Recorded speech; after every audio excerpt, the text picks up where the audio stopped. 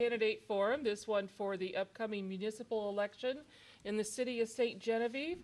My name is Tish Johnson. I'm with University of Missouri Extension.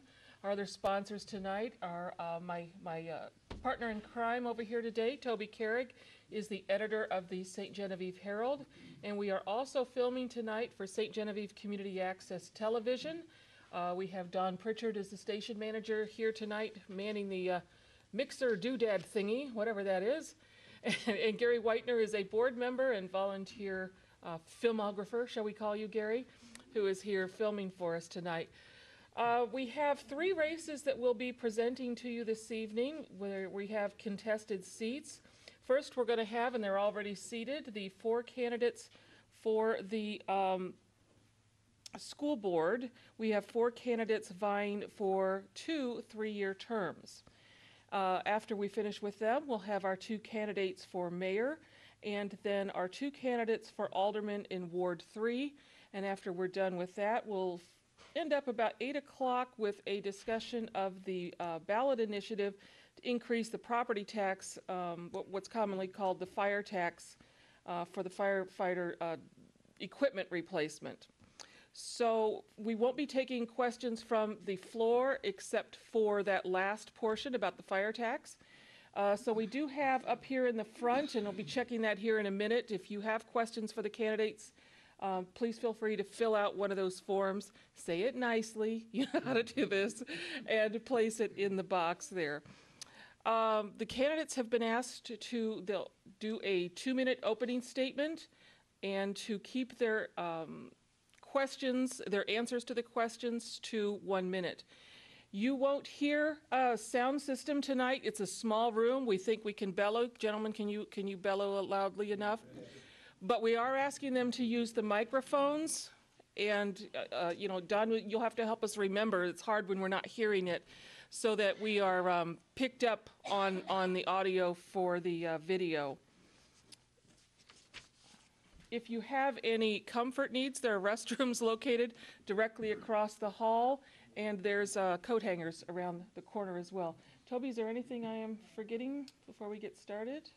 Actually, talking to Don earlier about the 798 schedule for the broadcast of this forum will be on Saturday at 7 a.m., 1 p.m., 7 p.m., and then for the late nighters, 1 a.m. Sunday morning or late Saturday night will be the broadcast of this event on Channel 98, and that'll actually be preceded by the rebroadcast of the St. Mary Forum from Tuesday evening. That was a good forum, so that's a good one to watch. All right. With no further introductions, we'll begin with our opening statements. The way this works, most of you are familiar with it, we will start down here with Mr. Boyd, and after we'll do this again for the first question afterwards, and I've got a chart, we'll start to rotate who answers first, so we'll help you keep track of that, okay? So with that, Mr. Boyd, would you give us our opening statement? Yes, please use the microphone. You won't be able to hear. Good evening to all of you. For those of you that may not know me, my name is John Boyd. I served here in St. Genevieve community for about 17 years at the middle school. That's where my gray hair came from. I'm not near as old as I appear to be. I am running for the school board. We have a couple seats open. I feel like it's very important to be of service to our community. I've served a lot of different boards statewide in the city here. I've served on several boards. So this is something I feel like I have a little bit of knowledge and expertise in. I've been in the school business for 27 years. 21 of those years I've spent as an administrator. This year I currently serve as a school superintendent. So I feel like I bring a little bit to the table as far as knowledge goes with the inner workings of a school district, and I hope to be able to share that expertise with our current board, which, by the way, I think we have an excellent school board. I believe I would make a very good addition to that, and I'd appreciate you to get out on April 2nd and vote, and I would appreciate your support. In saying that, I would also like to tell you that I've been married to my wonderful wife for 31 years. Why she has stayed with me that long, I don't know. But I'm glad Susan's with me. She's really the rock of our family. We've lived in St. Genevieve about 21 years. I'm actually a native Californian.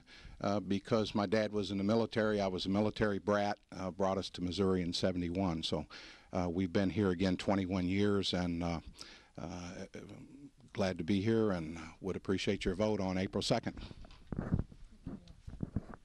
Mr. Rudloff. Good evening, ladies and gentlemen. My name is Rick Rudloff. On this town of many nicknames, everybody calls me Itchy. I'm not going to go into that one, maybe later. But I was born and raised in St. Genevieve, and I received my education right up the road here at Valley. After I graduated from Valley in 1973, I did go to Cape for a year to college, where I met my wife, Nancy. And we were married shortly after that. We returned to St. Genevieve and moved down to Ozora in 1975. Now, I consider Ozora the center of the universe. I'm sorry, but that's the place to be. Well, Nancy and I had 4 children, and we have 4 children: Pete, Christy, Elizabeth, and Philip. I'm very proud of my children's accomplishments. They all received their education in the R2 district. We have a doctorate, a master's, a soon-to-be another master's, and Philip, my youngest son, who is autistic, lives in a group home in town, actually received a high school education and a diploma from St. Gen. So yay, that was a big accomplishment for us. Okay, what can I bring to the district? What can I bring to the board? Well, I probably have, after 12 years of tutoring by my wife Nancy, she gave me a pretty good education how it works and what goes on. You see, while Itch here was at home watching Philip, Nancy was doing her board thing, and then when she got home, I got a brief synopsis of what happened of the night's events. So through her teaching, it helped me understand how it works, why it works, and what makes it work. Okay, I've been employed at Mississippi Lime now for almost 39 years, and in a short time I'm going to retire. In that time at Mississippi Lime, I've worn many hats. It's taught me patience and communication skills, and I hope to share that with everybody if elected, and thank you for the opportunity. Thank you. Mr. Fopp? For those who don't know me, my name is Larry Foff, Jr. I'm born and raised from St. Gen. Graduated from St. Gen High School in 1995. I did 4 years in the military prior to doing some work right after high school. Did 4 years of Air Force. Got out of the Air Force. Still didn't know what I wanted to be when I grew up. Decided just work. I worked almost 6 years. People probably saw me at the Public Water Department for 4 years, and then I finally figured out my calling in life was EMT paramedic, and I currently work at Ladue Fire Department as a full-time firefighter paramedic. I have 3 children, 2 that are currently in the district at this time. They currently go to Bloomsdale Elementary, and I as a member of the board, if to be elected, I can be a voice for the community and the parents out there now, and hopefully for the teachers. Our board does a great job currently. There's always something out there that can always be better. I'm not here to change the district. I'm hopefully only there to help it. You can't change anything overnight. It takes 7 board members to do it, and that's what I hope it's going to take. So I have an very open mind. I'll take any concerns to heart to the board, and we'll move on from there. So hopefully April 2nd, we'll be happy to accept your vote. So please come out and vote. And let everybody know that it's a good time to come out. So thank you. Okay, Mr. McDaniel? Hey, my name's Terry McDaniel, and I'm a 1967 graduate of St. Genevieve School District. And for trivia information, I was in the first kindergarten class in the whole district. My reasons for running for the Board of Education are simple. I have a passion for education and compassion for all students. It's a way of me giving back to the school district that provided so much for my family, starting in 1929. Mom, 3 uncles, 3 brothers, myself, both of my children, and my wife of 41 years as a retired teacher. Says, after all, it's all about them. I wish to continue being a part of the children's education. Says, we want to provide the best education possible. I have no hidden agenda. I'm a 1967 graduate, as I said. I attained an associate's degree by way of the College of the Ozarks and Mineral Area College. I have a bachelor's degree, BS degree from Southeast Missouri State University, and an educational administration degree from SEMO. I also have been a teacher's aide, a custodian. I've been a teacher for 14 years, a coach for 12 years, principal for 15 years, a certified board member for 12 years with over 110 hours of board courses. I have my transcript here if anyone wanted to see it. I've served on a number of committees. I'm been a parent, a husband, and a taxpayer. Says, I'd like to see ease of communications in our district between administration, teachers, staff, board, and community. My phone number's been in the phone book for the last 41 years, still is. Anybody calls me, I'll listen to your concerns. I'd like to prepare our teachers for the new MSTEP 5 review. By doing that, we would provide them the resources and the professional development which leads us to getting our district a great review. We've got, for the last 8 consecutive years, we've got distinction in performance. It says, I'd like to maintain a balanced budget with a clean audit. This way, it puts us in a better position of attracting and retaining quality people who want to be a part of our district. So I would like to continue being a part of this district, which gives students opportunities to succeed through various programs, general studies, vocational programs, and college prep programs.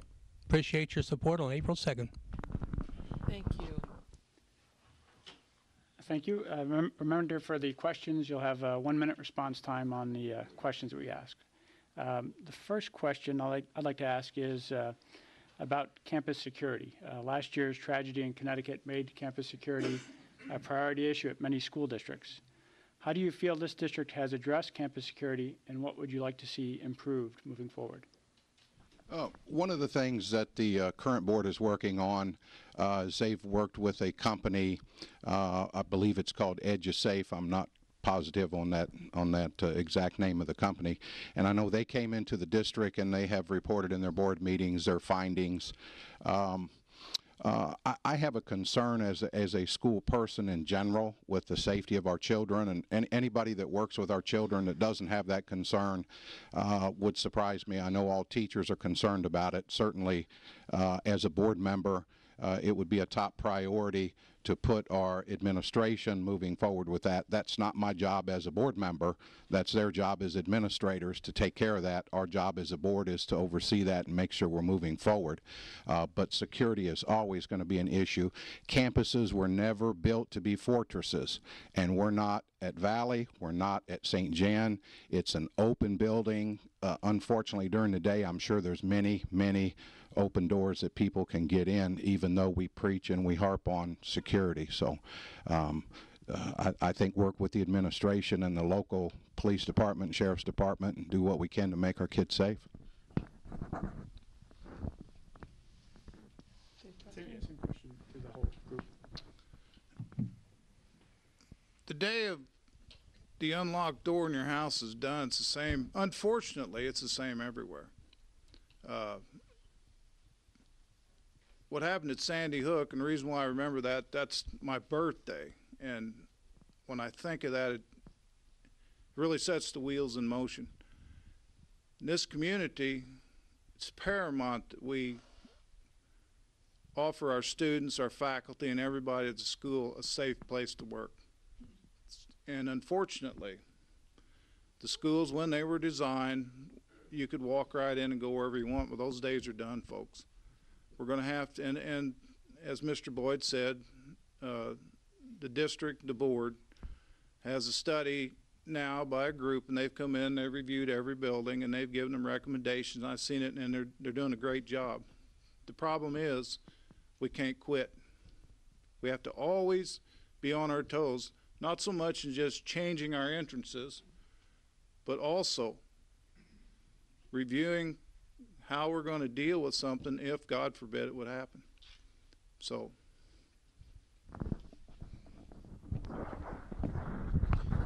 Well, as Mr. Boyd and Mr. Rudloff said, the board is currently taking steps to to prevent any Sandy Hook issues for the school itself. We can't have a school as a jail. It cannot be on a lockdown. There's too many students there, too many teachers, too many faculty. What we need to do is educate our staff, students, to be aware of our surroundings and be aware of what to look for. We have an outstanding police force to help with anything. Do the upgrades that are recommended by EduSafe, and it's a step process. This is not an overnight solution. So as a board, we need to take the steps that are appropriate. And they talked about at the last meeting that prioritize, take care of the issues that are vital now, and fix the ones that can be fixed later. Can't say much more than that. No. That's what happens when you're the last guy. I'll give you an example of safety on the school. I spent 15 years out at Bloomsdale. 30 acres of ground, between 300 and 400 students. There was I-55, the rest area, the school, and Highway 61. At the time, Aurora was Columbine. I had parents ask me, said, "Aren't you scared or anything like that? Doesn't it bother you?" I said, "Every day, but I can't go to work scared. I have good people working around me, and if there's something going on, they'll let me know." And then as far as like the school safety for the district, the committee is going to come back with some recommendations, and the board will review them and act accordingly. And like they said before, it's going to be an ongoing thing, folks. It's an ongoing thing. Toby asked you about campus security, and I want to ask you about a related issue with regards to violence in the schools, one that's of concern to many families nationwide, and that's bullying. Okay, what do you think is the school's role in dealing with bullying behavior? And we'll start with Mr. Rudloff. And when a child goes to school, attends class, that's what they should do. They shouldn't have to be concerned with walking down the hall safely, with people talking about them, treating them badly. Bullying is something that we have to deal with, and we have to deal with when it happens. It can't be something that can be put off, and we study and we wait till later. You have to react, and you have to react fast. The child that's being bullied needs assistance, and also the people doing the bullying need assistance too. I find that hard to tolerate, being bullied in any circumstance, whether it be in a school setting, in the community, or anything. I mean, we just can't tolerate that. It can't be tolerated. Well, unfortunately, what happens at home is out of our control. Even as a staff and a board or whatever, we can only recommend what needs to be done. You'll find that a lot of the bullies are looking for attention. We have to be there for both, like Mr. Rudloff said, for both parties. And everybody's an individual, so every situation is going to be different. There's monitors, hallway monitors, there's people looking out constantly in a school, and it's still going to happen. But when it happens and it's found, we need to address it at that time. We let it go, it's only going to get worse, and it's only going to get worse for other kids too. So bullying it's just like a safety issue. It's just in-house there. So it's one of those things, you have to educate your staff and you have to educate your students, and if possible, educate your parents. And many times, like when I was a principal, kids would tell me, says, "Mr. McDaniel, I'm being bullied, but I don't want to tell them. I'm afraid they'll beat me up." And I used to tell them, says, "Now what's going to happen if somebody comes into school and threatens me or threatens these students? Who am I going to call? The police. Why? Because they're bullying my students. I'm going to call them. Just like you need to take care of yourself, you let the proper people know about it so they can address it." So that's what I would tell these kids, because I was with grade school kids, K through 5. Just let them know you're not ratting on them. You're taking care of yourself, just like I would take care of this building. Mr. Boyd? Unfortunately, I can report to you that bullying is at a crisis epidemic across the United States, not just in our schools here, and it's evident with some of the things that have happened in the schools these gentlemen have talked about. Excuse me. One of the things that we currently do, and I've done, and I would encourage our administration here and all administration to do, and that's to talk with your students. They will tell you where the bullying is taking place. We actually worked with our counselors, and we put a school map up, and we had the kids identify those areas where the bullying was taking place, and we, so to say, we upped the supervision in those areas. We didn't stop it. Unfortunately, I can also tell you there's probably no way we can ever stop all of it, but I think we have to deal with it when it surfaces. And I agree with whoever said it's just as much a problem on the home front, and law enforcement, school officials, we all get to deal with it on a daily basis. But you got to be able to communicate with your kids and communicate with faculty on how to try to address some of those issues, because they're not going away anytime soon, unfortunately. Gentlemen, how would you rate the school district's level of communication with the public, both from a standpoint of sending out information and receiving input from members of the community? And what changes, if any, would you like to see in this area of relations between the board and the community? Well, currently, the board does communicate well with the community. They have pretty much an open door policy. If they have an issue, they can be addressed them personally, and they'll bring it to the board themselves. Me being as a parent, I've seen some issues within the district, and they have been addressed where maybe some papers haven't been sent home in a timely enough manner to take care of the issue or send them back within the date they're due. I got a paper 2 weeks ago that the day before that we were having registration, parent registration basically for the junior high, and I brought it to the principal and said, and it wasn't her fault, it just got hung up in the process going out to Bloomsdale. So it's basically just a little bit more notice as a parent myself, and I think with the open door policy and that, it's really nice to have that with the board and with the staff itself. Those of you that have a student in middle school or junior high, however you want to call it, they've got a homework hotline. They've got ways that parents can communicate and find out what the grades their student has. They've got ways of finding out what their lunch account is. We're making progress, but there's still things they can do, and we learn as we go. We just can't make changes overnight. Those things happen, and like Larry said, we have an open door policy. It says within reason a person can come into the building, and if you have problems, you talk to the principal. So.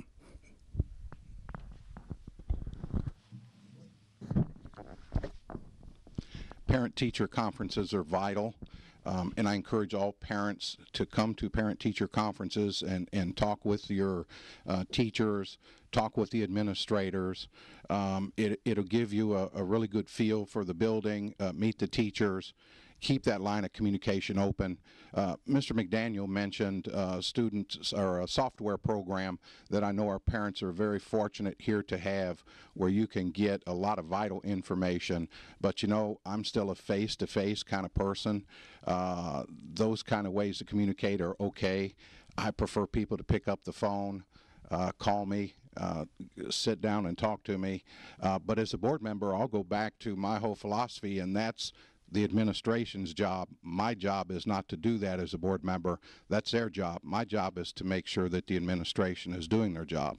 That's the job of a board member, the way I see it. Community access television. You go to a board meeting, and they're conducted very professionally and quite enjoyable to attend, but for those of you that can't, this is another avenue of communication right here. But the board, people on the board you have right now are very approachable. You can talk to them, and they will do what is necessary to rectify your problems. And I know that because I know each and every one of them, and they're fine people. And that's all we can hope to do, is to carry that torch on. Any one of us up here, and that's what we will do. Okay, thank you. Gentlemen, what is a school policy that you think needs to be changed, and what would you recommend in terms of changing it? Mr. McDaniel? Good grief.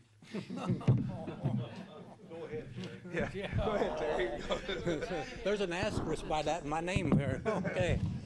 Of course. Oh. As far as policies go, really, I don't have anything that really comes to the front. Many times policies come by way of the government, state, federal, and sometimes local. Many times policies come from, it's a grassroots thing. It can come from parents. It can come from your teachers. But me, myself, I can't think of anything off the top of my head without doing some research and looking at all the policies that would, do that.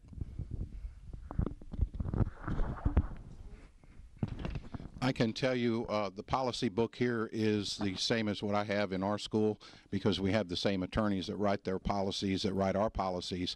And the book right now is literally about 12 inches thick.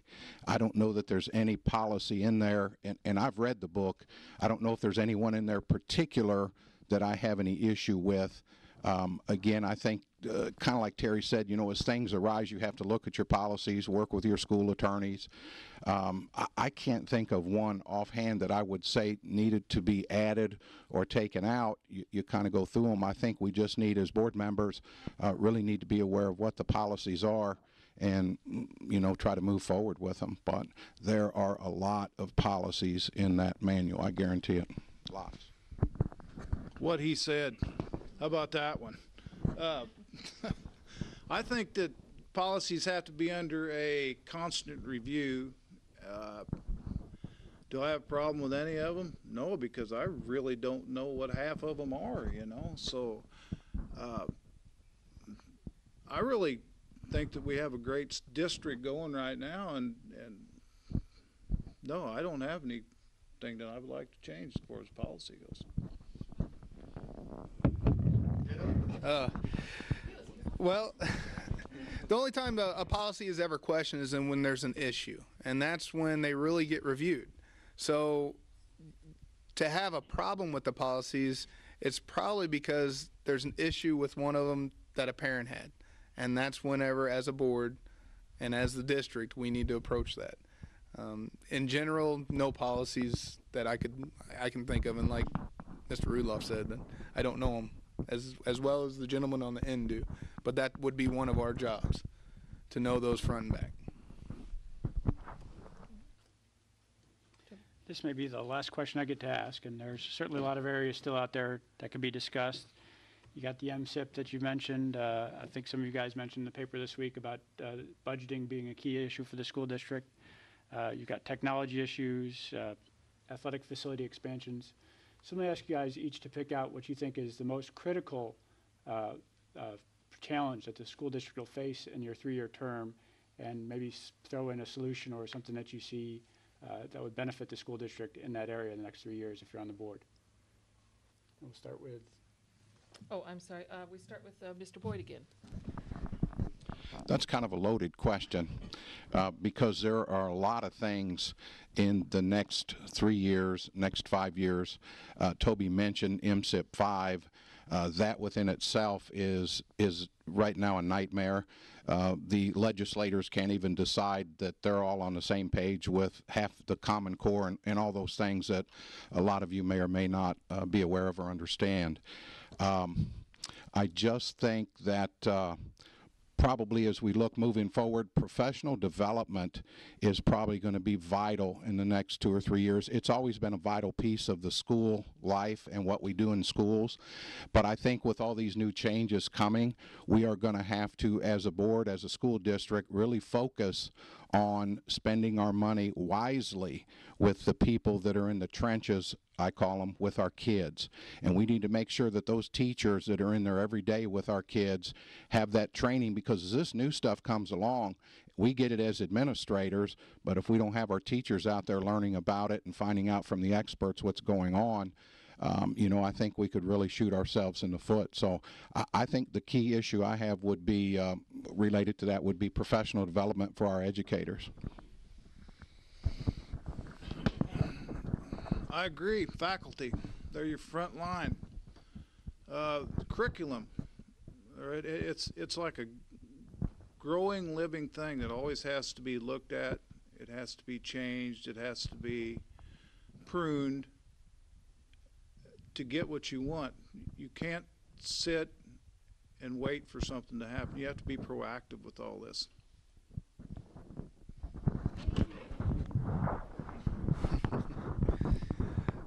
I agree with these guys that just the staff, the teachers are the front line, but I think it still begins actually with the parents.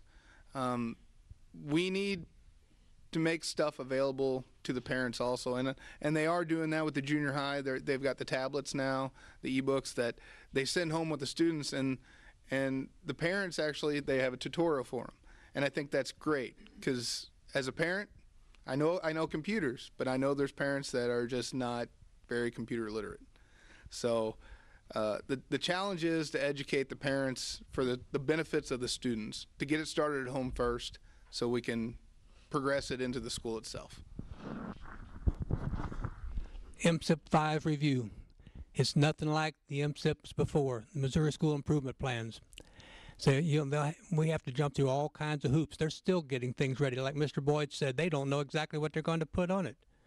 But it's like one guy said, it's the horse we're going to have to ride, folks. And it's a lot more stringent than the one we had before. We got distinction of performance 8 years in a row. So it's going to be more difficult this time. There's a kind of like a dead period here while they're gathering all their information. And like Larry said, the parents and then the teachers, give them the resources, give them their professional development. It's like wars. Wars are won by boots on the ground. Teachers are the boots on the ground. They're the ones that do it for you. We run around, take all the accolades, pat ourselves on the back, but those folks in that classroom in front of those kids, those are the ones. Give them what they need to get the job done.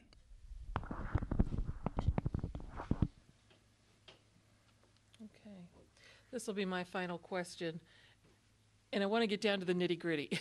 We have a fine school system, and we have, once again, a fine set of candidates with a lot of respect for each other, which makes it a little difficult for the voters to choose between you. So I'd like to know, why should we vote for you? What makes you different from your three opponents in this race? And we'll start with Mr. Rudloff. Well, Mr. McDaniels won the sign race. I got to give that one up. He passed and lapped everybody, I think. So that's out. The most important thing, you've got 4 candidates here that, as far as I'm concerned, we can't lose no matter who's elected, actually. The whole thing is you have to get out and you have to vote. That's the most important thing. Go out and vote.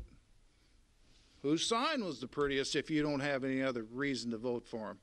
It doesn't make any difference. That vote you have is the most important thing that you have. That is your voice. And I hear it all the time. People say, well, you know, so-and-so got this. Did you vote? No. I respect each and every one of these folks sitting here. If I lose, will I be disappointed? Yes, I will. But we as a community, there's no losers right here. You're going to win.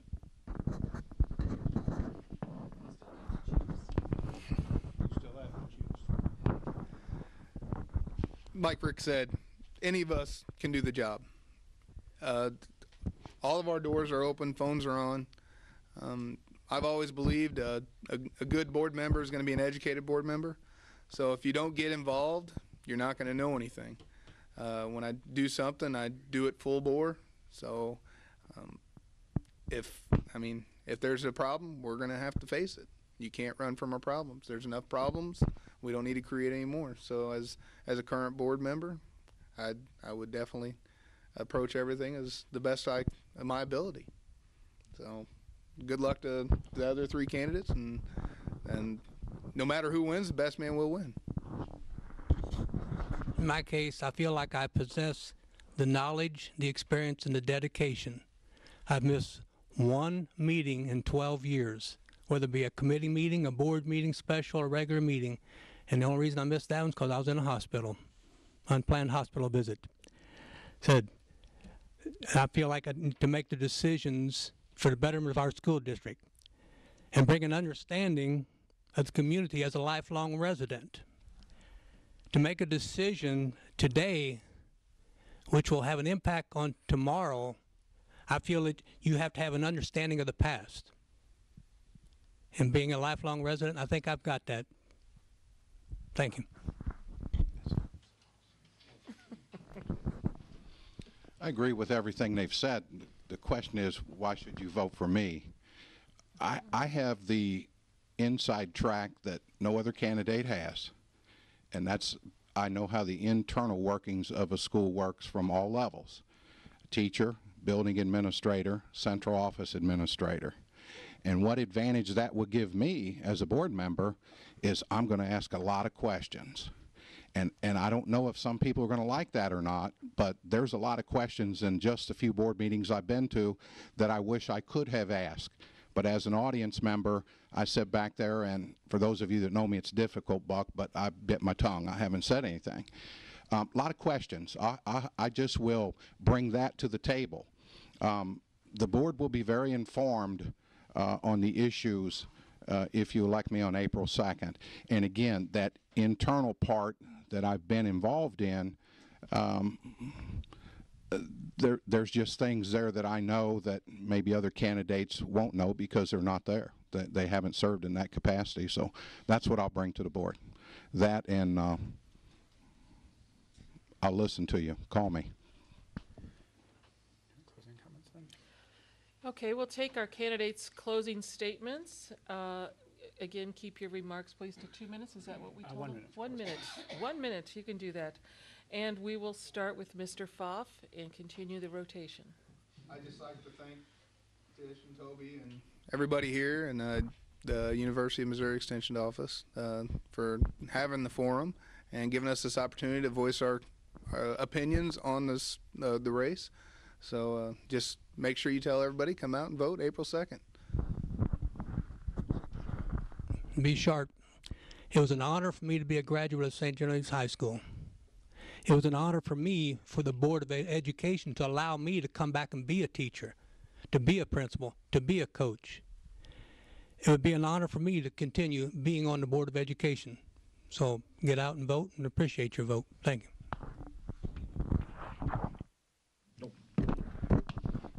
Well, that was fast. I've served all my life, from being in the United States Navy to serving this community very proudly for 17 years that I was here. For the 2 school districts I've worked for since I've left this area. And I do want the TV audience to know I have not retired. I just work in another community. People catch me on the street all the time and think I retired when I left here, but I'm actually still in the school business.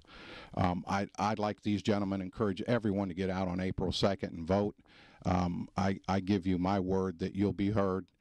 You will get a call back from me in a timely manner, and we'll be able to discuss any issue. If you want to have a cup of coffee to discuss it instead of a phone call, that would be great with me, but I will make time for you. So thank you. I would like to thank Mr. Toby Carrig, Miss Tish Johnson, the St. Genevieve Herald, the University of Missouri Extension Office, and St. Genevieve County Community Access Television. That's a mouthful there. Channel 98, for inviting me to be a part of this candidate forum. And all I can tell you is if you choose to elect me, I will do my very best for you. And just remember, vote for Rich. All right, can we show our candidates our thanks for, this is not an easy thing to go through. But, all right, we have 2 candidates for alderman in Ward 3 in the city of St. Genevieve. Mr. Joe Steiger, who is the incumbent, Mr. Donnie Stupi. So we will start with our opening statements of 2 minutes. And just like we did with the previous group, it gets a little more confusing with 2, but we will rotate back and forth on the answers to the questions. All right? So Mr. Steiger, would you care to start us off with your opening statement? Sure. You guys have gotten a lot of thanks, but I do want to thank the Extension Office and the Herald and Channel 798 for putting this on. it's good to have these media sources to get this information out to the voters. I want to spend some of this a lot of time showcasing what has happened in the last few years since my election on the city council. I'm just going to read a few notes. The good news rarely gets as much coverage or exposure compared to the negative, but since I've been on the Board of Aldermen, we have made a lot of strides, a lot of which doesn't get as much coverage as I would like. Some of the ideas and accomplishments that we've pushed through in the city, we've passed a bond issue for the water and sewer improvements, including 2 federal grants, street improvements or replacements, total replacements on Rozier, Westwood, Market, Safe Road to School grant, Main Street hiking and biking, Portis, Pine. Some of those are upcoming. With Pine Street, we received $80,000 from the hospital, so that cut the amount that the city residents had to pay for that. We created a yard disposal site for the citizens' use, hiring of Alliance for our water and sewer department. I think that was controversial, but I think no one can doubt the effectiveness that Alliance has had here for the city. The hiring of our police chief, I think he was here. We have a top-notch police department, and so I want to thank Eric Bennett and his new staff and the staff that you inherited. The hiring of our city administrator, I don't know if Martin is here, but Mr. Toma is an excellent city administrator, and we've been pretty fortunate to have him. Agreements with the Special Road District. I haven't been real happy with the Special Road District out of principle. They do an excellent job, but I don't think the city residents get their full taxpayers' dollars worth, but we do have an agreement with them, and we're bringing in $24,000 a year, which we never received before, so that's going towards street maintenance that we never had. And we're going to continue to work with them and try to make it equitable for everyone. Main Street Park was established. Hiring a new city attorney. We were spending over $100,000 extra by one of our past city administrators. They hired a city attorney. We're saving over $100,000 a year in city attorney fees with our new city attorney. The Muni Band Grant Program was started. We reduced staff in City Hall. I don't know if anyone knows that, but we're down 1 employee. We've created some efficiencies inside City Hall and have done a really good job there. We've also combined two positions from the municipal clerk or the county clerk, court clerk for the municipal court, and also the police clerk. I'm short on time, so and I've got some more, and we'll talk about those. So I'm looking forward to answering any other questions.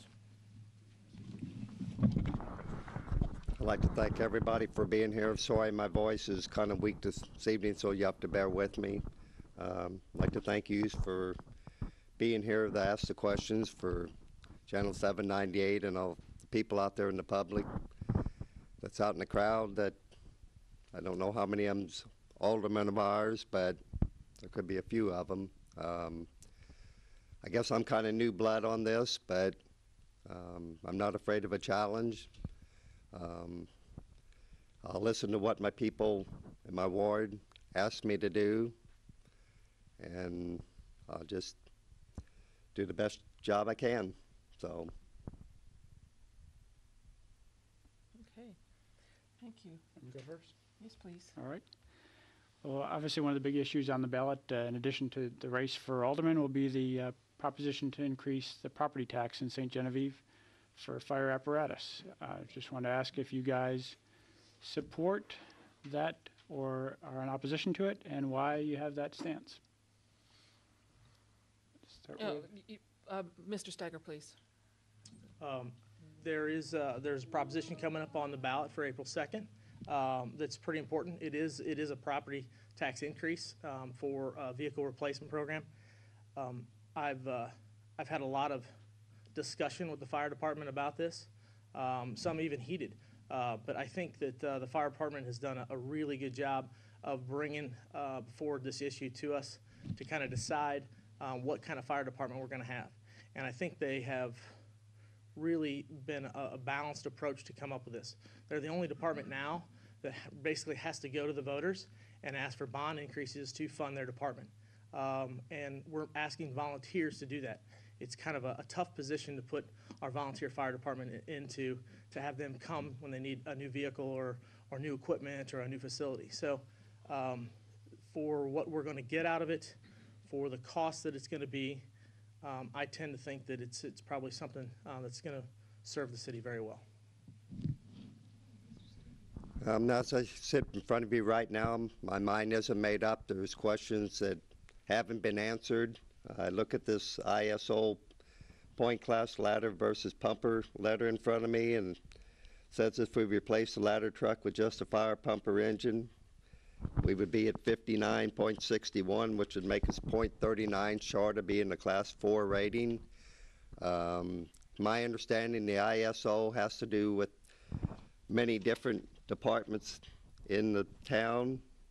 It's governed by the state of Missouri.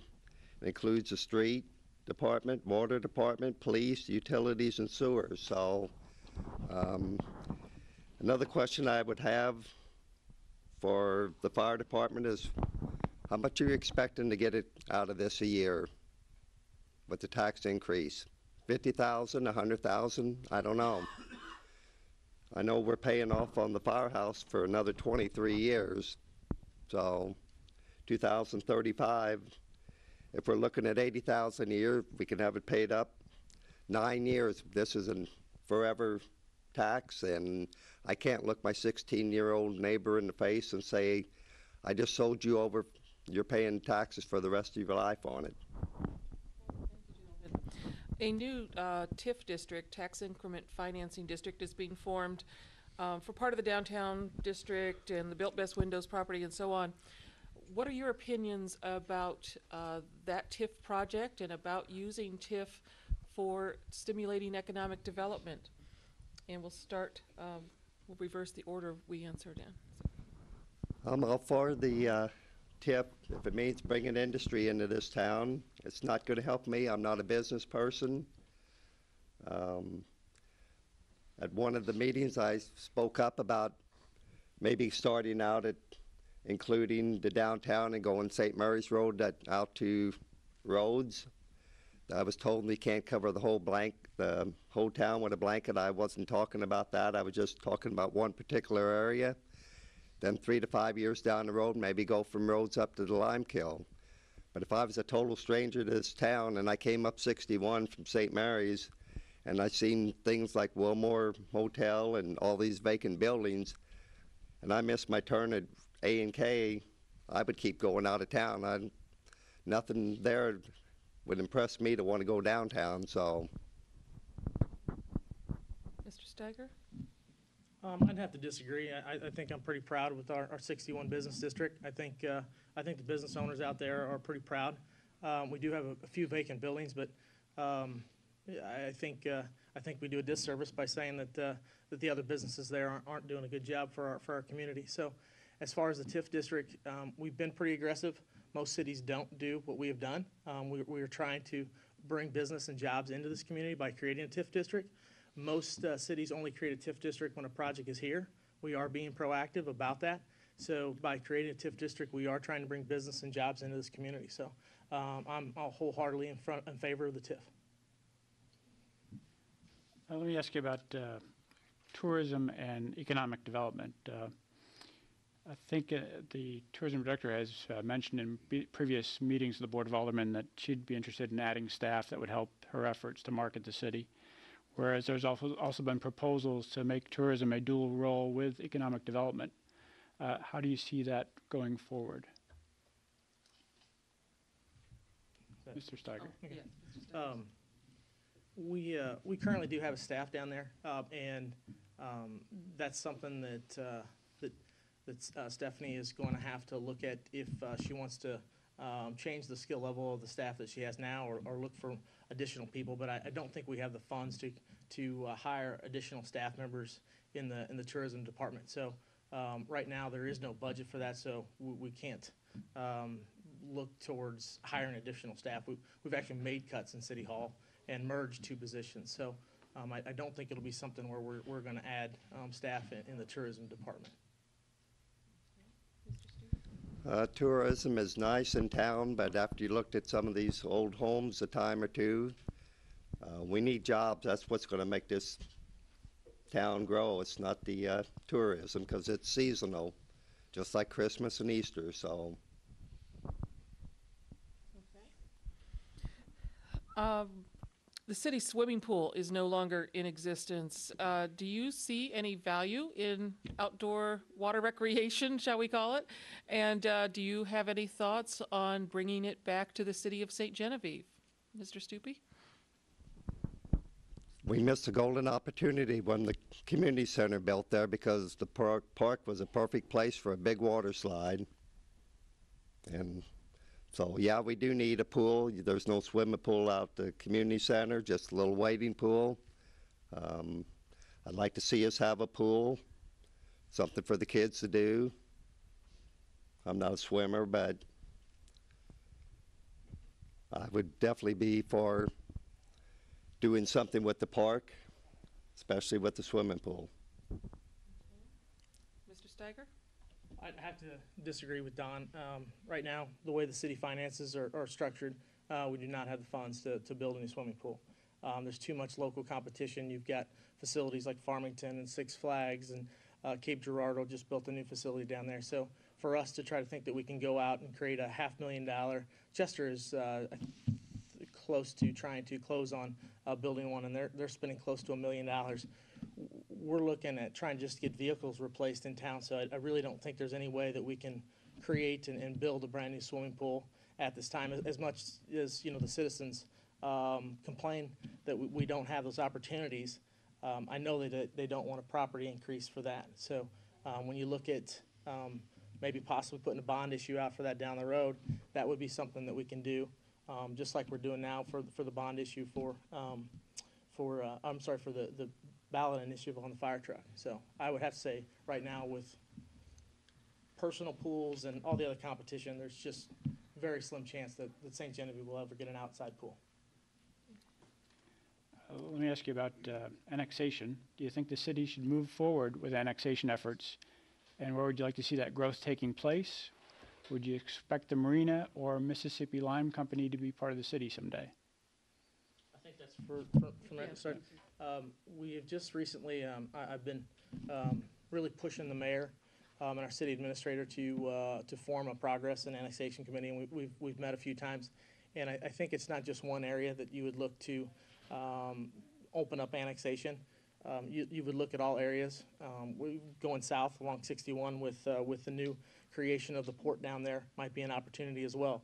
Going out 32, going out the M Road, you have to look at all the different areas. I don't think there's any one area that's jumped out in front of us.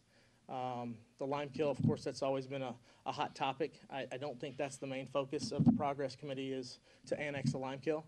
If that's something that comes up later and down the road, that would be something that, of course, we would entertain that idea.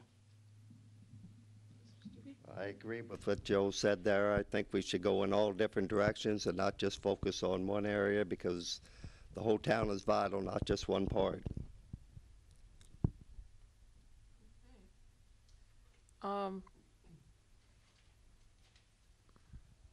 Sorry, I'm losing my place here.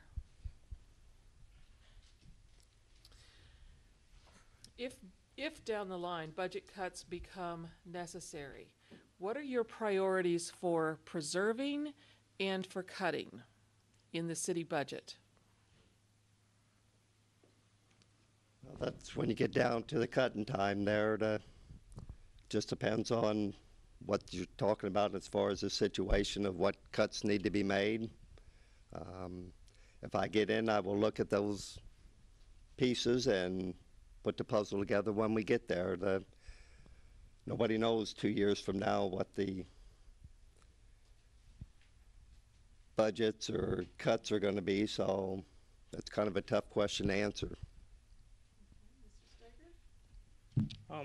We have looked at cutting our budgets. We've talked to all of our department heads, and we've pushed really hard to start with a zero-based budget for all those different department heads.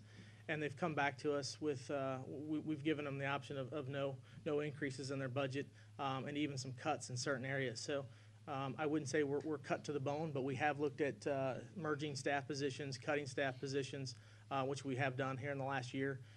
Also, there's other areas where we've looked at cutting, but we just, with our current tax base now, we're sitting financially, we're in the black, we're doing well, and not eating into any surplus. So currently where we're at, we're in a good position. This will be my last question. A resident of the 3rd Ward last year asked the city to vacate some property along Glenda Drive so that she could maintain it. The board voted 5-4, with the mayor breaking the tie not to vacate that land. If this resident returned to the board during your term, how would you vote and why? Mr. Steiger. I was one that voted no not to give away that property. It was an immediate neighbor of mine, so it caused a big deal of tension in my neighborhood and in that ward. But I would still vote the exact same way. I feel very confident that that was the right thing to do. It's not in our place to give away city property that we have future possible use for. It serves no purpose to give away property that we potentially have to buy back or that we do have future use. So I feel real confident that we did the right thing, that the mayor made the right decision the way he broke the tie, and I would vote the same way again. Well, I didn't have a vote in that, but I agree that if we want to give property away, why don't we try to sell it and generate a little revenue? I wasn't home when the lady came by with the petition. I would have signed it. I don't think we need it up in that subdivision, so I didn't have a vote on it. So if it would come up, I would vote against it. It's my final question. I would ask you the same question, final question I asked the previous group, and that is really what differentiates you from your opponent? Why should people vote for you versus your opponent? Well,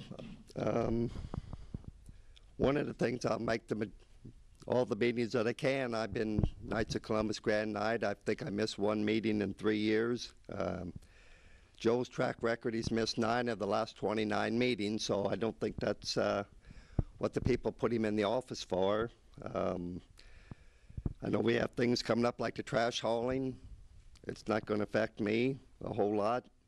I know Joe made the statement that it's going to save him $1,000, so I guess that's, you can save $1,000, you save $1,000, but I'll listen to what the people have to say, give him my best shot. I wish Joe good luck. If they think he's done a good job, they'll put him back in. They think it's time for a change, and sometimes change is good, then I'm your man.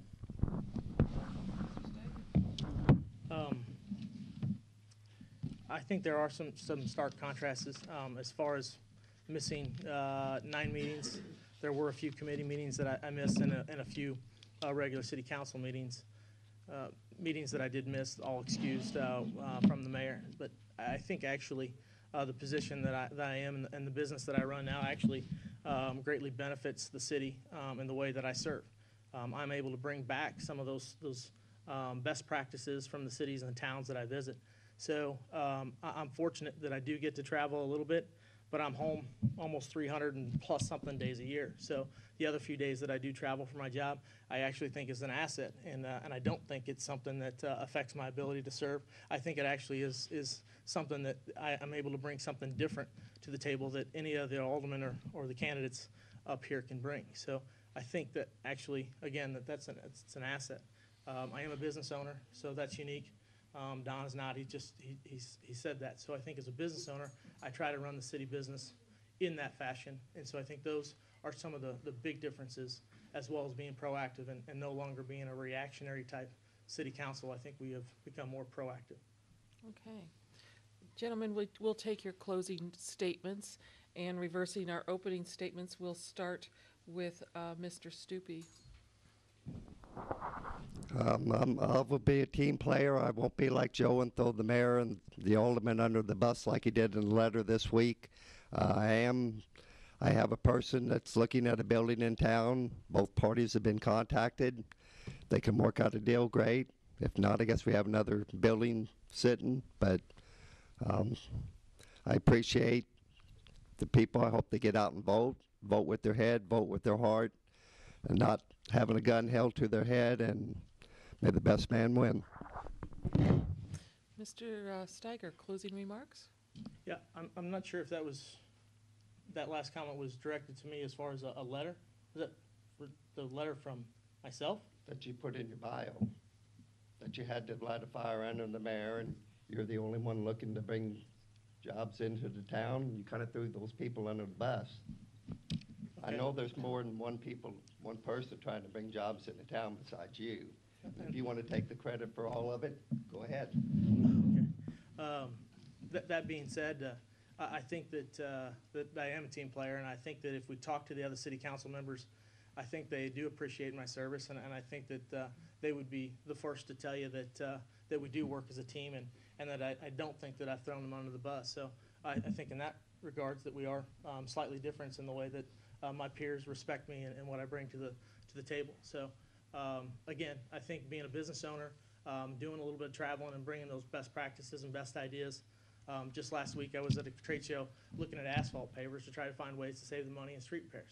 So there are some differences between myself and my candidate. Don is a good citizen, and so I think he is a good man, but I think there's definitely some stark differences in the way we approach and how we handle city business. So I would appreciate your vote on April 2nd. Thank you. Okay. Let's thank both of our candidates for coming out tonight. Thank you, gentlemen. We would ask Mr. Burgert and Mayor Greminger to please come forward. We will conclude the contested races with the candidates for the mayor of the city of St. Genevieve. We have the incumbent, Dick Greminger, and he's being challenged by Jeffrey Burgert. Gentlemen, you have a 2-minute opening statement, and we'll start with Mr. Greminger. Thank you, and thank everyone for putting this opportunity together. Running for mayor because I'm not finished. I don't feel like I'm finished. It's been 10 years, and you get near the end of a term, and there's always things that you'd like to see that were started, or other goals that you'd like to see accomplished, that you'd like to see completed. So I'd like to see some of those finished and some other ones started. I think some of the things that we've done, and I'd like to even go back to Joe's list, mention some of those again maybe. City financially we're okay. We're not the best, but we're all right. We're a lot better than other communities. We have to watch what we're doing, but we're okay. We've gotten audits since I've been mayor. We've gotten outstanding audits, so things are being watched over very closely.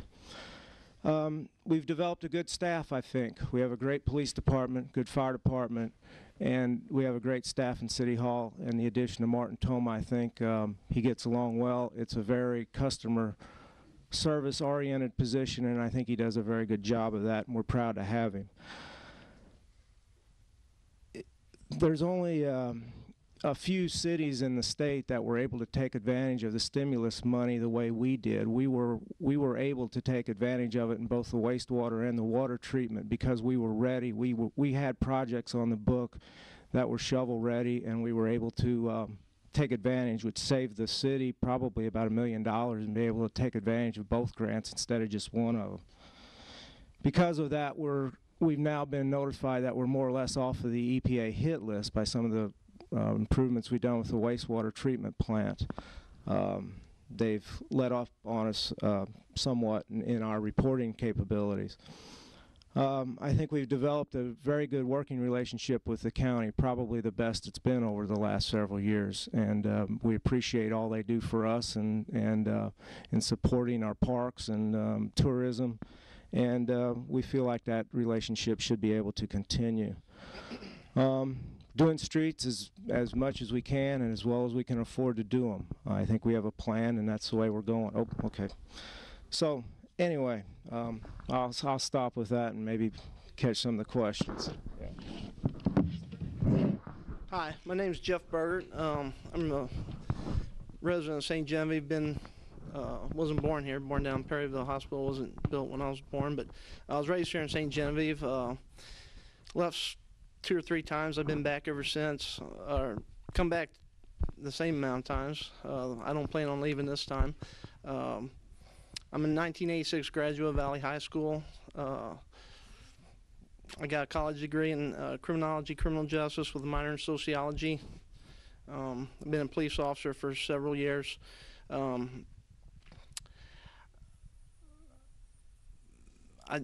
I love my city, but I think there could be more to our city than what there is.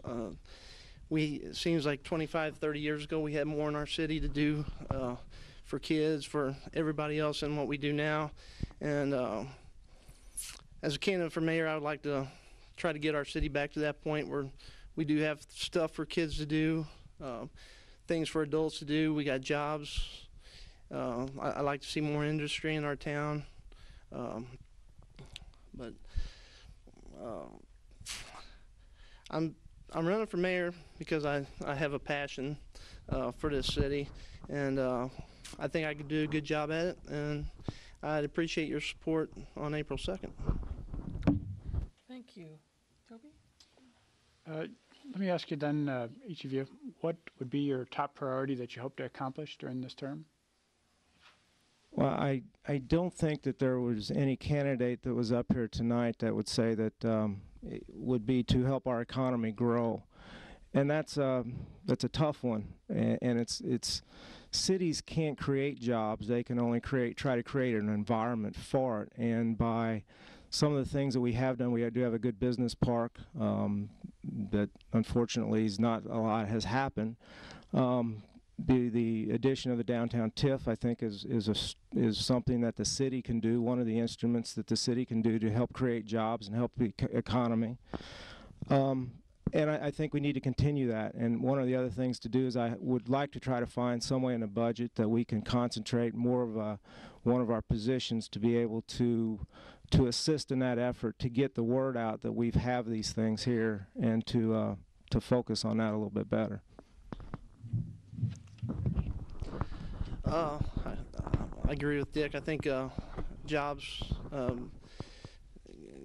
getting industry into our town is the more important thing. I don't think enough is getting done to get new industry into town. What I would plan to do is talk to surrounding cities that have grown, talk to people that are responsible for that growth, find out how they did it, try to mirror that effort and get jobs in industry into town, business, both entertainment and whatever kind of jobs we can get in industry as well. Gentlemen, how would you describe your leadership style? As the mayor, you would be or are the leader of the community. Mr. Burkett, please. I would have a democratic style of leadership. I would do what the people want. One of the things I plan on doing if I get elected, I plan on getting more people in the community involved in city government. I think people in our city have just become disenchanted with our government, city government, and just don't care. I'd like to get more people involved, and I would listen to them. I'd get out and talk to them and listen to them and see what they want to do, and I would base decisions on the majority of the people. Probably not going to please everyone all the time, but I think that's probably a pretty impossible job. But I would listen to the people and do what they want, or try to.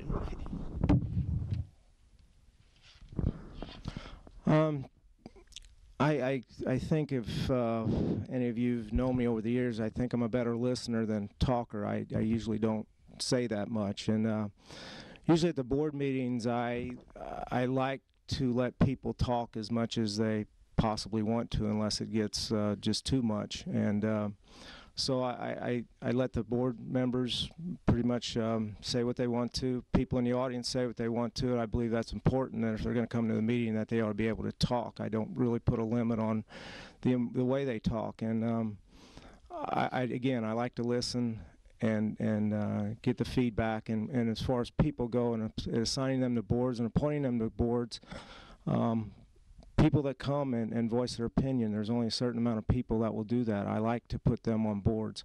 They're the ones that seem to get things done. How do you gentlemen intend to vote on the fire truck tax, and why do you take that position? The fire department obviously did a lot of work on that and a lot of study, and we've talked about it for several years. They came to the board and asked, we don't have that money in the budget, and they say, let's put it to the voters. And the board agreed to put it to the voters and let the voters decide. It's a important issue, and I think everybody's done their homework. If you believe that the change in the ISO rating would happen, it will happen, and the insurance companies say that your insurance rates are going to go up more than what the tax would be, then that's what you should do. I think everybody's done their homework, and there's a lot of information out there. I think that's one of the only ways that we're going to do it at this point in time. We have a great volunteer fire department, and when I got volunteers telling me that they won't go up on that particular truck anymore because it's not safe, it's not fair to them to be able to not give them the opportunity to be able to change it. It's really what kind of fire department does the city of St. Genevieve want? Well, I think the fire department should probably have some of the best equipment available. I know if my house was on fire, I'd want them to have some of the best equipment. But for this tax, I think people need to be educated about it. Like Dick said, if you're going to pay more, if our ISO rating goes up, it might be a good thing to vote for it. If your tax is going to be more than what your insurance is going to be, you might not want to vote for it. I think it's up to the individual voter to get out and get educated about their situation and vote what's going to be best for them. I want to ask a follow-up question to Toby's. If the fire tax fails, what should we do? Have any ideas on that? Am I first? Well, they're saying we don't have enough money in the city budget for a new truck, or I guess I would try to see if there's any way we'd repair what's wrong with the old truck, bring it up to standard. I don't know what the matter is with the truck, the fire truck or the ladder truck, but I'd like to eventually get enough business in town and get enough revenue generated that we don't have to worry about relying on taxes to get things like this repaired or replaced. But I guess we'd have to look at see what we get, how we could fix the current truck. I'm sure they would do the best job they could with what they have to work with. We would continue to work on getting a grant, which is almost like hitting the lottery from what I understand to get one. There is, and everybody's going to have their hand out for the money, and certainly streets are priority, but a couple years when the TIF is over out in the western part of the community, there would be some monies available at that time that we could possibly look at that, but that's only in December of 2015 when that could happen. So I'm sure they will do the best job with what they've got. How should the city proceed with flood mitigation plan? That is a very frustrating issue. The Corps of Engineers is such a bureaucracy, and I've never seen a institution or whatever that's really not accountable for what they do. I think we have had some discussions and had some more discussions just this past week. We should get to the point, we need to get to the point where we can at least do something with the $3 million that we have set aside to make some improvements. There's certainly differences in opinion of some of the local people that are involved in flood control and the Corps as far as what we can do with the money that we've got, and think we can make a difference with the money that we've got. We need to still keep in mind, though, that it is a 75%, 25% match that the federal government would pay 75%. With that said, with the federal budget the way it is, it may be a very long time before we'd end up seeing that 75%. So we need to try to do something with the $3 million that we've got and make the biggest impact on that we can. Yeah, I'm not too up on this subject. My house isn't really in the floodplain, so I guess I really don't think about it a whole lot. But I know we do have some flooding problems within the city. If we got money set aside for something and we're not going to get any help with anything else, I'd probably talk to some experts and try to find out what the best way to deal with the situation, flooding situations, and go from there. Okay.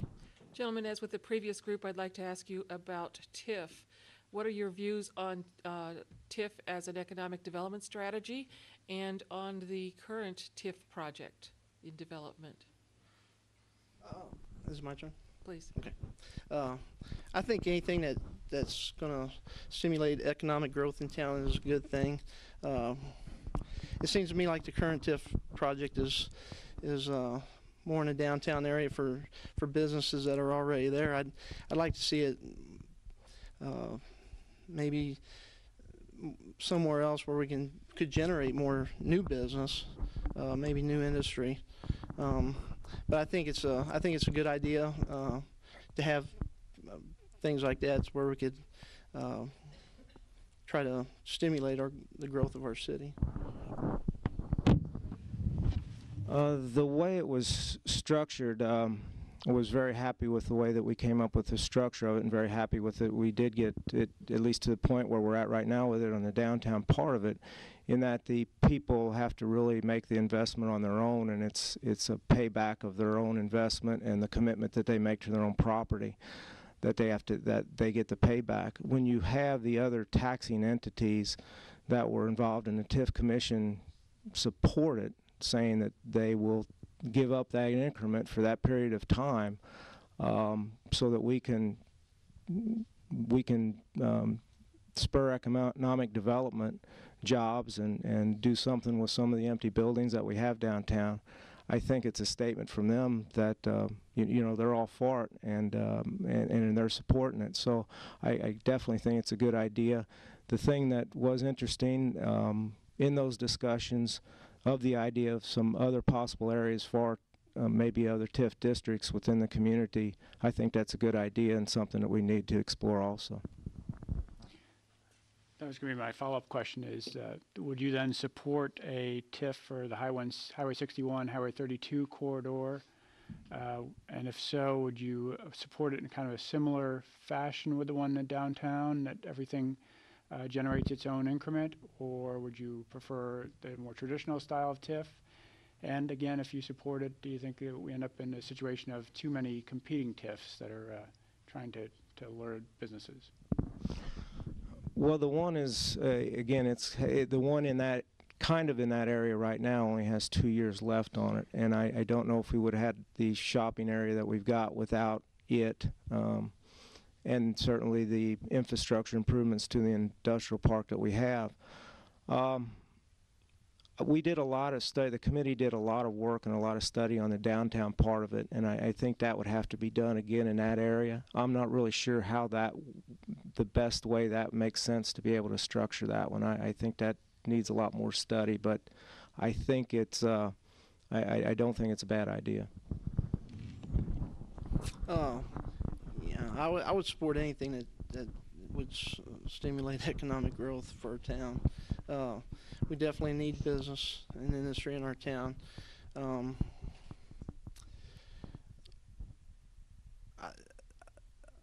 don't know. I guess the best way to, I guess, like Dick said, you have to do some studying on it and find out how the best way to do it would be. But I would definitely support it. Okay. Gentlemen, if down the line, God forbid, budget cuts become necessary for the city, what are your priorities for preserving and for eliminating? And you could speak in general terms. Well, I mean, I would definitely keep services that we need that would be vital for our city. Police, fire. We got the ambulance district, but sewer, water, streets department. You know, it would just have to be something I'd have to sit down and look at and see where you could make cuts. I mean, it would be tough, and maybe, you know, everybody would have to sacrifice a little bit to get to where you need to be. But I mean, I would have to look at it, and I mean, those would be the ones I spoke of would be the ones I think that are, you know, vitally important. But everything else would have to be looked at. Sure, it's important. Those things that you just take for granted, as far as turning the faucet on, you've got water, you've got to have that, and you flush a toilet and it goes away. You kind of expect those things, but are very important part of, and a very big part of the budget. There's really not a whole lot of discretionary parts of the budget that the board really has control over. There's a lot of things that are just set, and those expenses are set. So those are certainly the priorities, and public safety would be at the top of that list also, because those are the things that people expect in the community just for living here. So those would be the biggest things. From there, I would say nothing would really be sacred. It would be not the luxuries, but the things that we want to try to do, but aren't necessities, would have to be the things that I think would have to be looked at. Mr. Mayor, I believe I've heard you comment about the Special Roads District and its agreement with the city in the past. It looks like their budget this year will be pretty similar to last year in the amount of money that will go from the road district to the city. What course of action do you think the city should follow in dealing with the Special Road District? Well, obviously we appreciate any money that we can get. I also understand that the county may end up through some state money, may have some money available. There's been a little bit of discussion as far as some bridges go for some money. But Special Road District, I again appreciate what they're due for us, but I think the portion could be bigger. I don't know that totally everybody understands that the whole city is in the Special Road District. Maybe some city residents ought to think about running for the Special Road District to maybe have a little bit bigger voice there. I mean, I'm not real familiar with the Special Road District. I would take every, any type of help from anybody would be good.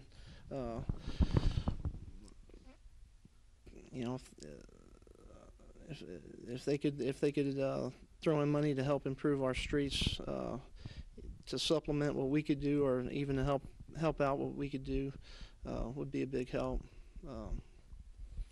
I would take anything they could give. Okay, great, thank you. Gentlemen, this will be your last question from me.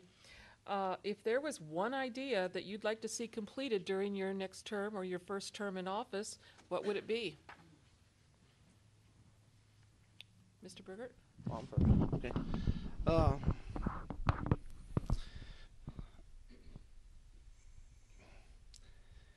I would really like to see our city grow. I would like to have stuff for our kids to do in town that aren't destructive. I'd like to, get more industry, more business, or try to get more industry and business into town. That would probably be my main priority, and along with getting the kids and all the citizens of our town more involved.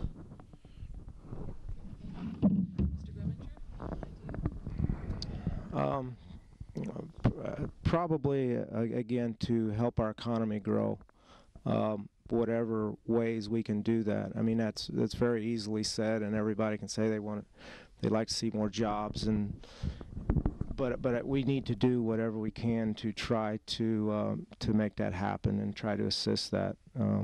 We've had too many businesses close, but again, the city and government only can do so much for some of those. But that would be, if I had an idea or a wish, that will solve a lot of things, because with growth, there would become a better tax base, more people paying taxes, more income coming to the city. Maybe more, it's a kind of a catch-22. If you have more residents, you'll have more retail, and if you have more retail, you have more residents. So it's a tough one.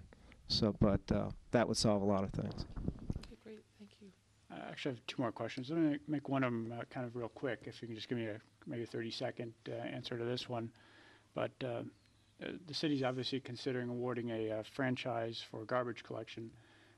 I just wonder if you believe that such franchise should be awarded, or if you believe the free market should dictate the prices in this area.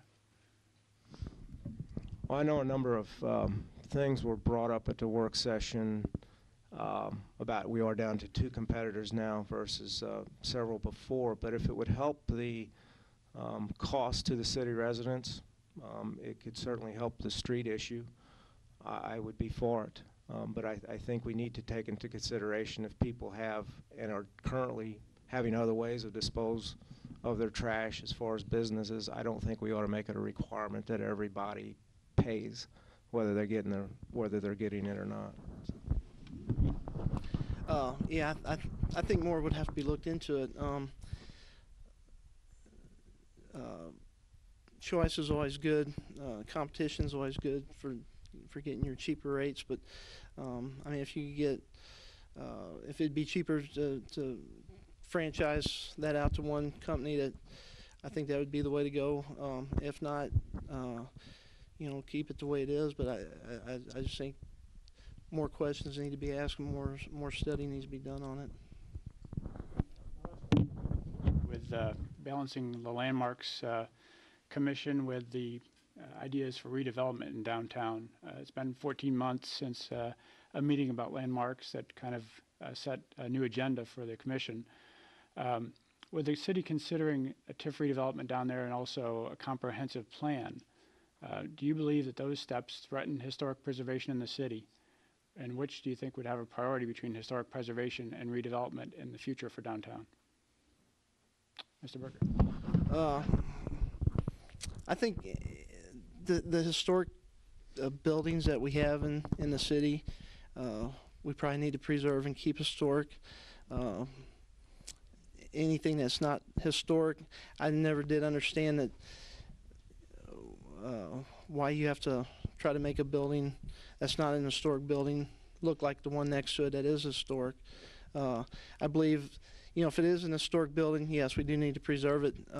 If it's not a historic building, it's just something next to an historic building, you know, I think people need to be able to fix that up the best way they can, most efficient and less costly way they can. That's with any building. I think they go hand in hand. I know one of the objectives of the TIF was to assist people in renovating some of the historic properties so we can preserve them. So I think those guidelines and the commission those things can definitely work together. That's a tough commission to be on. It's I was on it. It's one that takes a lot of education and a lot of learning, and some of the new members that are on it, I know have found that out, and I think they're making strides into trying to be more consistent and I don't want to say more reasonable, but taking people's situations into consideration. So that's a tough one, isn't it, Jamie? Thank you. Gentlemen, we'll move on to your closing statements, and reversing our opening order, we will start with Mr. Burgert for that. Well, I'd like to thank everybody that made this happen. You guys, Channel 7, Channel 98, all the people that are here. I don't want to tell people who to vote for. I think people need to make up that decision on their own. I will say that, you know, if you like the way things are going in St. Genevieve, you know, re-vote for Dick Greminger. If you want somebody in there that's new, a little bit of a change, got a different look on things, or outlook on things, then vote for me. But I want to thank everybody for being here, and thank everybody for giving us this opportunity to do this. Again, thank you all, and thank you all for coming. It's nice to see this many people interested. I'm proud of this community and the accomplishments that we've made over the past several years. I know we have a lot of challenges ahead of us, as most small communities do. I think we have an atmosphere at City Hall and within the City Council that we can get things done. I think we've proven that over the years that most votes are certainly, most votes are unanimous. I can count on one hand over the 10 years the amount of ties that I've had to break. So I think we work well together. The councils, and there's been several of them, all work well together, and I think we have a good atmosphere. Even if they're diverse or not, I think I'm a decent referee when it comes to that. And I'm proud of St. Genevieve. I think it's a great place to live and raise a family, and I want to continue to try to make that better. Thanks. Thank you very much. Let's thank our candidates for the office of mayor.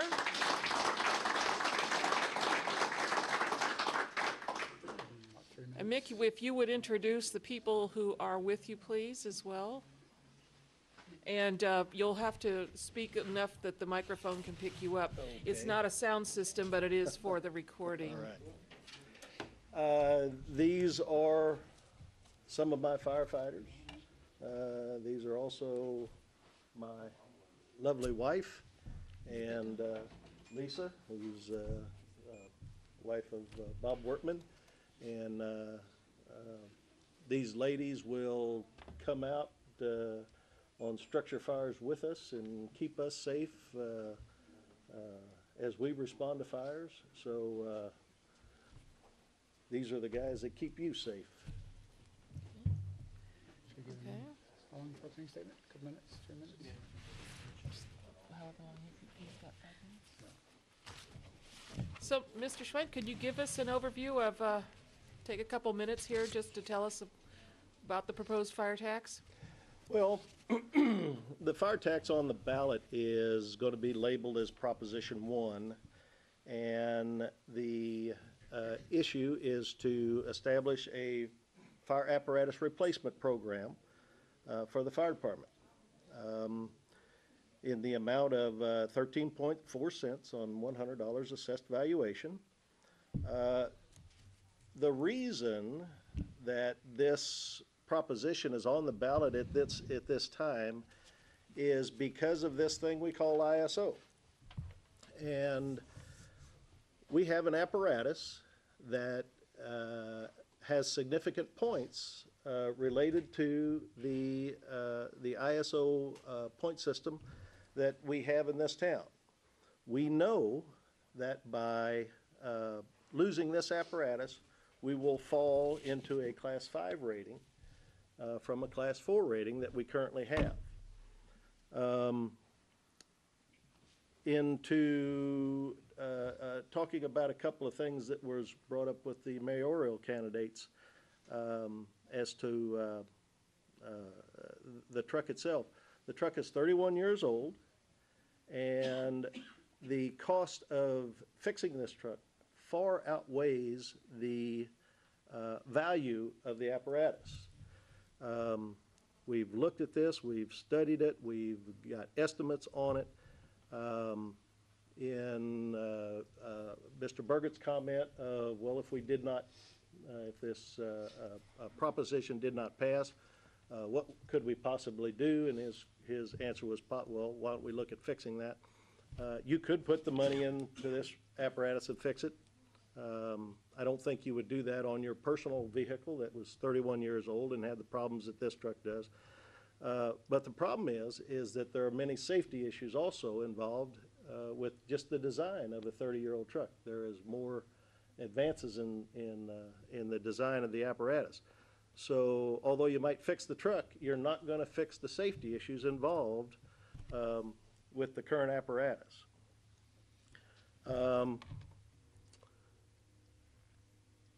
We know that if we don't replace this apparatus, we're going to fall from a Class 4 to a Class 5. We also understand that your insurance premiums will increase about 4 to 5 times more than the tax that we would like to collect to maintain our ISO rating.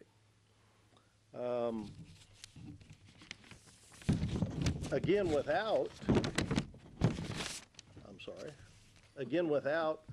a ladder truck, we also believe that the safety of our children and grandchildren and the many people that live and work in buildings that have a high potential for fire loss are going to be in jeopardy. In many of my articles, we looked at our schools and our apartment complexes and our community buildings. And when you look around in the eyes of a firefighter, you see many, many buildings that an aerial apparatus is much needed in our community. What I'd like to do is just point your attention to the article in last week's St. John Herald, where Mr. Carrig interviewed insurance agents in our community.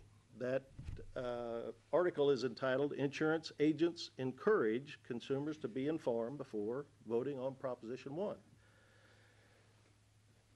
Again, these insurance agents are telling us the same thing that we've been telling you from day one. And we polled these insurance agencies from day one to understand what the impact of losing our ISO rating would be. So don't take my word for it. Please read that article. It's very informative. These insurance agents say, I can't take a stance, but call us and we'll tell you. If they can look up your policy and they can tell you pretty exactly what the increase in your insurance premium is going to be. Also, right under that article, there is a statement or an article from our local assessor and collector. And those folks will help you understand what your assessed valuation is. And this is a formula, and it's not a very complex formula, but it is a little bit difficult to understand. You take your assessed valuation, your total assessed valuation. You have an assessed valuation from the city, an assessed valuation from the county. You add those together in a residential property. You divide that by 19% to get your assessed value. Then you divide that by $100 because you're assessed on per $100 assessed valuation. And then you times that by the 13.4 cents, and that's what your the value of the replacement tax on your particular property is going to be. So it's a little difficult, and we use in our analogies in our publications, we have to use an average. And that average in the city of St. Genevieve for a residential property is $100,000. So the tax value on a $100,000 property is going to be like $25.50. So understand that's an average. If your property value is above that, you're going to pay more. If it's below that, you're going to pay less. Mr. Schmidt, I'm going to interrupt you. Do you think we could take some questions? Toby and I have some questions as well. Sure, you bet. Let's do that. And I think I will let Toby kick us off. Sure. Actually, I only have one question, and we'll give you about a minute or so to give a response to the questions from the audience as well. The fire department in the city actually is asking voters to consider this property tax increase. And my question was why the firefighters were opposed to having the aldermen look at a possible increase in fire tags at the same time as the property tax initiative. Well, we did not, number one, we did not want to confuse the issue. If you looked at the budget with the city of St. Genevieve, that where the fire department is funded out of general revenue, and the budget for the fire department, if you would equate that the same way that we are looking at this tax, the average home owner in St. Genevieve is contributing at about, I think, $13 and some odd cents, let's say $14. Right now, in a residential property in the county, we are assessing those folks at $50. If you look at that $100 assessed value, or that $100,000 home, that's only bringing the city of St. Genevieve, the homeowners in the city of St. Genevieve, up to the value of what we're already charging our rural customers in the county. Now, funding-wise, budget-wise, this proposition is only going to replace 3 apparatus. We have 5 apparatus, or we have 8 apparatus in the county, or in the fire department. So those other 5 apparatus are funded generally by that rural fire fund. Okay. So if the fire tax fails, what's Plan B? The fire department does not have a Plan B. What will happen, and as Mr. Grimminger pointed out, there could be monies that the city could look at it in 2015. Unfortunately, this apparatus has enough safety issues that it is going to go out of service.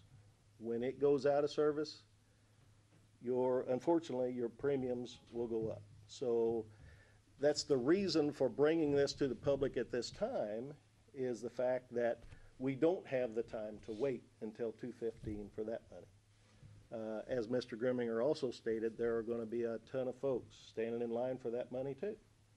So is now a good time? And we've heard that. Boy, I don't know if it's just a good time to do that. My answer to that question is, when is there a good time? I'm sorry. Okay. We have any questions from our audience members? Because you know I can always talk and ask more questions.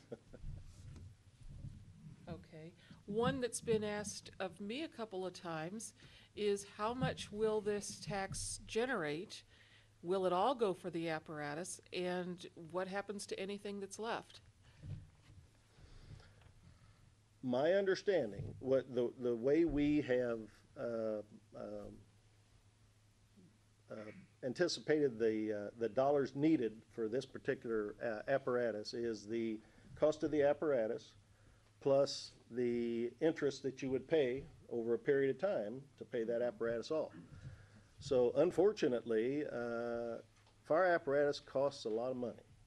Now, we don't buy, like the police department, 2 fire trucks a year.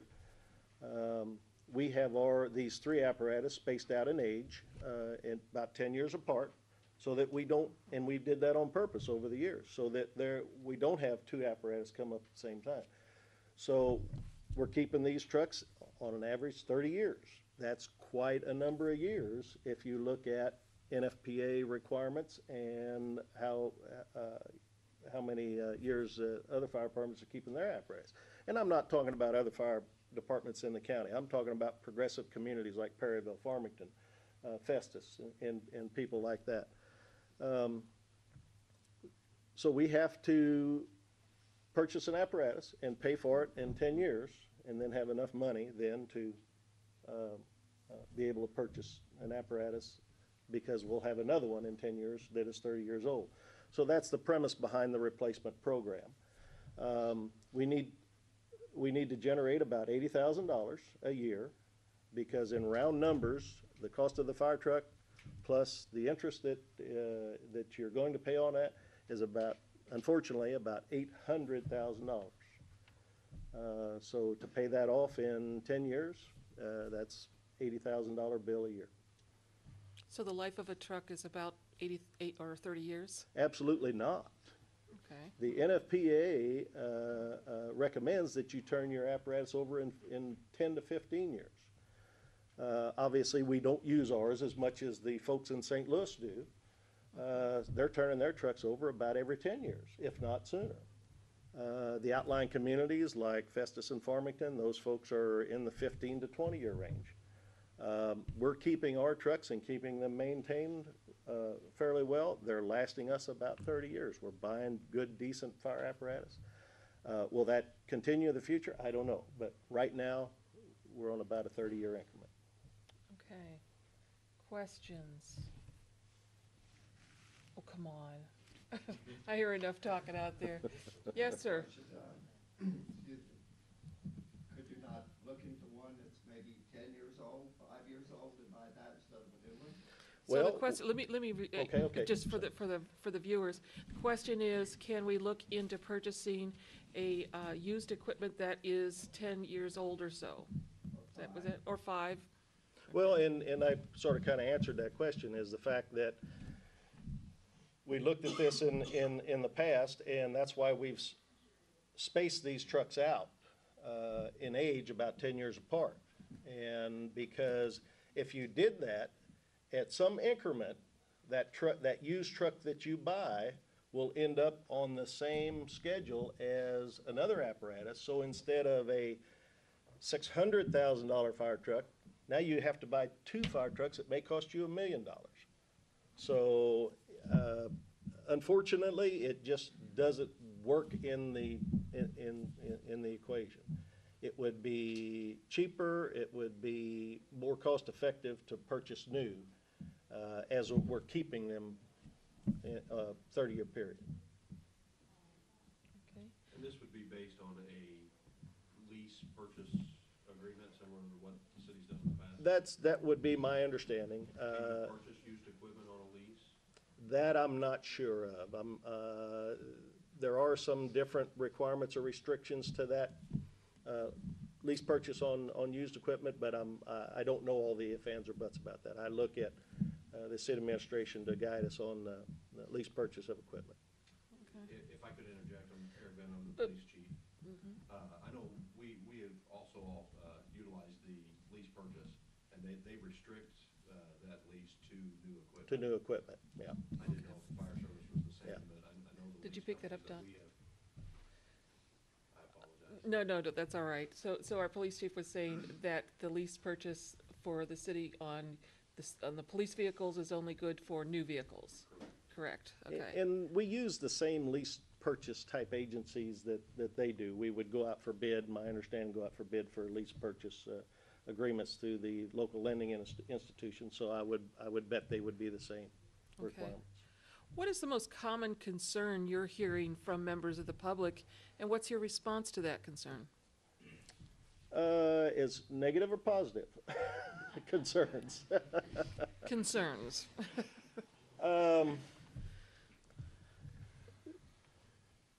Probably the biggest concern is the issue of the tax, and I've said this in my articles previously. You know, we're not bringing this to the city for any reason other than the fact that it's a necessity. We're volunteers. We're all taxpayers. We don't like to pay taxes any more than anyone else. But when it comes down to the fact that we have to abide by certain issues beyond our control, in this thing called ISO is one of those. And with the advent of building the new firehouse and purchasing a new fire truck back then, we were able, with the training that we did, we were able to lower our class rating from a 7 to a 4, which was huge in that regard. Now we need to replace old and used equipment to maintain that rating. It's as simple as that. Yes, sir. There was recently an article in Sun-Times News, if we maybe have a response to any of the information that was put into that letter. Okay, you're referring to the, what was it called, Toby? That Joe Prince, opposition to the Joe the fire Prince. tax. The question is, do you have any response to the Joe Prince, was that a guest editorial? Guest Is that what we call guest commentary? You know, Toby is going to give me a chance to do a rebuttal on that situation, and I'm just going to say this at this time. You know, we live in America, and you have the right to the freedom of free speech. And what I'm going to say in my rebuttal, the problem with the freedom of speech is that there is no truth detector that comes with free speech. Now, I have taken that letter apart, that editorial apart, word for word, and believe me or not, it'll be up to you to decide. There is not one ounce of truth in that editorial. And I'm sorry, that's just the way it is. I think there is an element out there that would like to sway the issues, the pertinent issues of the proposition away from what they are and what they should be and what you should be considering to a personal vendetta against me. Don't worry, folks, I'm not losing any sleep over that. So what I suggest is be educated. Read the articles that we have had out there, ask questions, talk to some of these fine folks, and make up your own mind. That's all I can say about that. Thank you. Do we have any other questions for Mr. Schwint? Yes. As a taxpayer, I'm certainly not going to deny a need. But I was wondering, you know, we are being asked as taxpayers to pay an additional share based upon the assessed evaluation of individual homes, which will be different all over. Yes, right. What assurances can you give me that other patrons who receive your services, such as the larger industries in town, are going to pay their fair share as well? Okay, so the question is, what assurances can you give the city taxpayers, property owners, that the larger industries will pay their fair share? Did I restate that correctly? Absolutely. Thank you. And a very good question, and we've had that question before, so I appreciate you asking that. And I'm going to make an example out of the largest industry that we have currently is Mississippi Lime. Are they paying their fair share? Mississippi Lime currently pays $900 in fire tags. Every year, they donate specifically to the fire department an additional $2,000 for equipment. Last year, we responded to Mississippi Lime 3 times. 1 time for a dumpster fire, and 2 times to assist the EMS department in a medical issue. Are those folks paying their fair share? I think they are. My opinion. Based on assessed valuation? Based on assessed valuation? Based on assessed valuation, but they're not in the city. We don't have any jurisdiction to assess them by their assessed value. We don't have any legal way to do that. If we want to look at raising fire tags $1 zillion for those folks, we can. I know for a fact that Mississippi Lime is self-insured. So we get a lot of comments someday, well, why don't you just let that thing burn? Well, we just don't do that. That's not what we do. But there's an entity right there that could literally do that and come out a lot better than cleaning up the mess that might be made. So that's the only answer I have to that. I don't think any household in the city of St. Genevieve will pay $900 in tax. And if you did, let's understand something. Your property is worth considerable more than what you're paying. So you do have a lot to lose. And that's one of the issues why what we're having with the assessed values, because all we can do is say the average home property assessment in the city of St. Genevieve is about $100,000. So we can give you that average. Now you can talk to any of these folks because we've done that calculation up to almost $1 million home, and we can tell you what that tax is going to mean to you. But going back to that article we have in the paper about the insurance companies, and they're wanting you to call them. They're telling you that your insurance premiums are going to go up, and they're going to go up significantly more than what we're going to ask you for tax. Okay. And I appreciate what you're saying. The question was just a matter of equity. Yes. On all parties. Right. It's a question of equity on all parties. That's the only question. Right. Let me ask a follow-up question, if I may, on that matter. say the fire tax in April doesn't pass, is there interest among the St. John firefighters to cooperate with other fire departments in the county to form a district that might be able to have a tax base that was equitable for multiple areas, say Bloomsdale, Zell, Weingarten, and St. Genevieve? I can't speak for the other fire departments, but looking at a district is very, very difficult, because if you talk about the issue of taxation for us individually in the city, then you're looking at that in the county. Now, we can arbitrarily talk about that and say, well, that's fair, because they'll be taxed the same as everybody else. But getting that to pass would be a significant, difficult issue. Again, I can't talk for the other fire departments, but what I understand from county fire chiefs meeting that we have and things of that nature, that I don't know of any fire department in the county that would be interested in any conversation regarding a fire district at this time. Okay. Any final questions? Yes, sir. Last question. That ISO to me, Nick, is that based on the fire truck only? Could you explain the ISO? My voice, but doesn't the street? No, absolutely not. And your comment was completely wrong, your analogy of the ISO.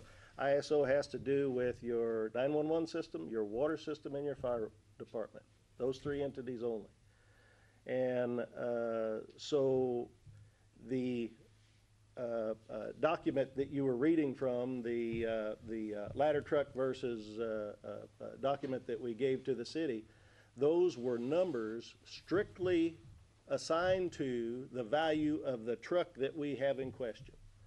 So when that truck goes out of service, the points associated with the ladder on that truck will not give us that Class 4 rating. So we've had this discussion. We need to replace a fire truck, okay? Unfortunately, the one we have to replace has a ladder on it.